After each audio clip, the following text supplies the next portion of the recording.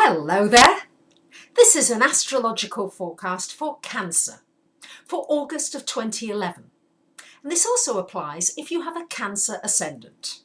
So my dear Cancerians, this month you'll be glad to hear that Mars, the planet of confidence, the planet of energy, the planet of movement and action, is in your sign for pretty much all of this month. So you really should feel a boost of energy. A feeling as though, yes, I can move forward. Because I know for you Cancerians, very often your energy wafts in and out. You have bursts of it when you feel you can move forward, and then you need a period of break and rest time.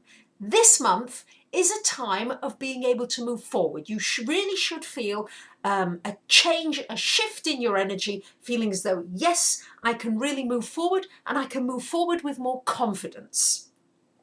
Now, we've got a lot of planets this month for you in your second house. So this is a time to really put some focus on your finances, on your money. So if you've got some debts, maybe you need to pay down those debts. Maybe you're thinking of taking on some debt. Maybe you need to change your mind about that. It's a good time for generating more income, for putting more focus onto making money in a different way. Maybe coming up with a new idea, or a way of getting maybe some temporary work or a contract or some kind of work that comes in that's a bit of supplemental income. Just a little bit, but new ideas should be coming to you this month to help you to do that successfully. I have to let you know we have a Mercury retrograde this month from the 3rd until the 25th of the month. And it's falling in your third house. So it's really time to think about what you believe in. What do you believe is happening to you? Are your beliefs positive enough for you? What are you believing? Have you got a lot of fears going on? Cancerians often have a lot of fears, and a lot of these fears are unfounded. They're not really necessary, or they're not real.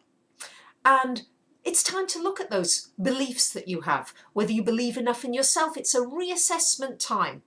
Don't get too worried about the normal things with Mercury retrograde. Of course, there can be communications issues, certainly issues with computing and telephones and anything connected with travel.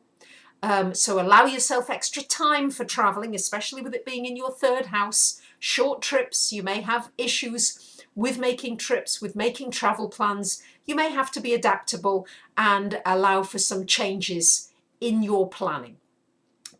And as well, I would not sign any contracts, any important contracts, or negotiate any important deals, particularly with this Mercury retrograde falling in your third house. Either do them before the 3rd of the month or after the 25th of the month. But it is a wonderful time for you to do any kind of research. If you're studying, learning, wanting to go back to school, if you're a teacher, anything, if you want to develop a training course or coaching somebody, this is the month to do it. It's a wonderful month. Anything connected with organising your paperwork, reorganising, this is the time to do it. And any project that's been ongoing, that's maybe been a little bit frustrating and you feel as though it's going on forever, this would be a good month for it to complete under the Mercury retrograde.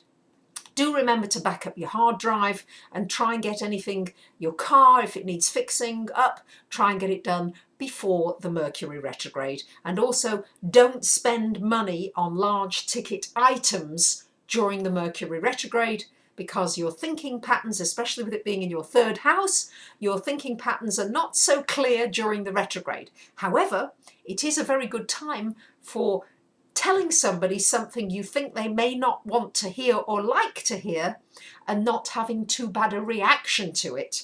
They won't have such a bad reaction during the Mercury retrograde because people's thinking processes are not quite as sharp. So that could well work in your favour. I know there's issues with the home, Cancerians. I know you've got safety, security issues. Those are just going to have to be worked through slowly. And I know there's issues as well with Uranus in your 10th house, a lot of change happening in your life direction and in your career.